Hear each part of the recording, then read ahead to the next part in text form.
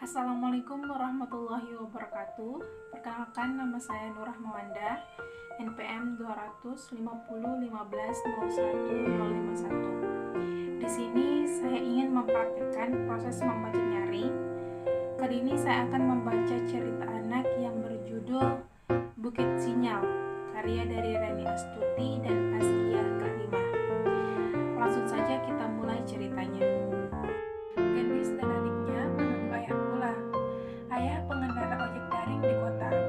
Di sana lebih banyak pelanggan, tidak seperti di desa tempat mereka tinggal. Saat pandemi, Gendis bayar daring di rumah. Lebih tepatnya, Gendis bayar di bukit. Ya, Gendis harus pergi ke bukit untuk mendapatkan sinyal yang cukup kuat bagi gawainya. Gendis biasanya meminjam gawai ayah. Hari ini, Gendis harus bayar daring lagi. Teman-temannya sudah pergi ke bukit sejak tadi. Namun Gendis masih menunggu ayah pulang. Ayah sudah berjanji pulang cepat hari ini. Gendis mulai tidak sabar. Ibu muncul bersama adik-adik Gendis. "Jangan Akbar dulu ya, ibu memandikan Rara. Kamu masih menunggu ayah kan?" kata ibu. Gendis pun menuntun Akbar ke teras. Dia bisa sambil menunggu ayah di sana. Hari makin sore, tetapi ayah belum pulang juga. Gendis makin gelisah. Sesekali, Gendis menengok ke arah jalan. Akhirnya, Gendis mendengar suara yang sangat dikenalnya. "Ayah pulang!" Gendis bergegas menggendong Akbar ke dalam rumah. Ibu pun telah selesai memandikan Rara. Gendis lalu berlari lagi keluar. "Ayah, kok baru pulang?" tanyanya. Ternyata ban sepeda motor ayah bocor. Ayah lama mencari tukang tambal ban yang masih buka. "Oh ya, ini ada pesan dari Bu Guru," ujar ayah sambil menyerahkan gawai kepada Gendis. Gendis bergegas mengambil gawai itu. Namun, daya baterainya tinggal sedikit. Daya gawai itu perlu diisi ulang. Waktunya tidak sebentar.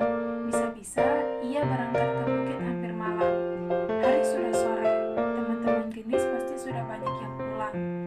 Ia tidak berani belajar sendiri di bukit. Ayah baru pulang, tentu masih lelah. Gendis pun tak mungkin mengajak ibu. Gendis memberanikan diri untuk mengajak ayah. Gendis lega saat ayah bilang akan menemaninya.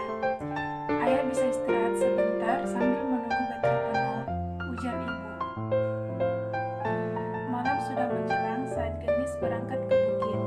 Gendis tak lupa membawa senter, sedangkan ayah membawa tikar dan lampu minyak. Jalanan ke bukit sangat sepi dan gelap. Gendis berhati-hati menyusuri jalanan setapak. Jalanan itu berbatu dan berbelok-belok. Di sebagian tempat bahkan terjal dan mendaki. Sambil terus berjalan, Gendis berkali-kali merapatkan jaketnya. Akhirnya, Gendis sampai di puncak bukit. Baru kali ini, Gendis berada di puncak bukit pada malam hari. Ternyata, ada anak-anak lain yang masih belajar. Mereka juga ditemani orang tua atau kakak. Namun, Gendis tidak melihat satupun temannya. Sekarang waktunya Gendis belajar. Ia segera mengecek sinyal gawainya. Duh, koneksinya terputus-putus.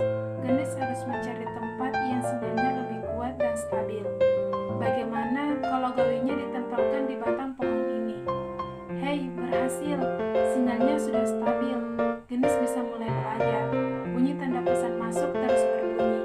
Gendis pun membacanya satu persatu. Pesan Bu Guru memberitahu pembelajaran dan tugas sekolah untuk Gendis. Ayah membentangkan tikar agar Gendis bisa duduk.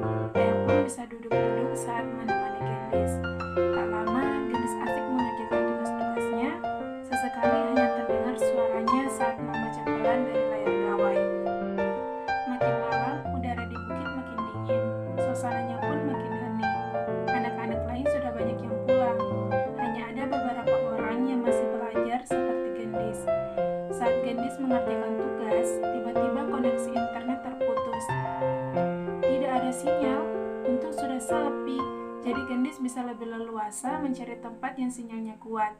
Kali ini ia naik ke atas sebuah batu besar, tidak jauh dari tempatnya tadi. Hore, sinyal di sini stabil. Pantas saja tadi banyak anak-anak yang belajar di sini. Meskipun beberapa kali menguap, Gendis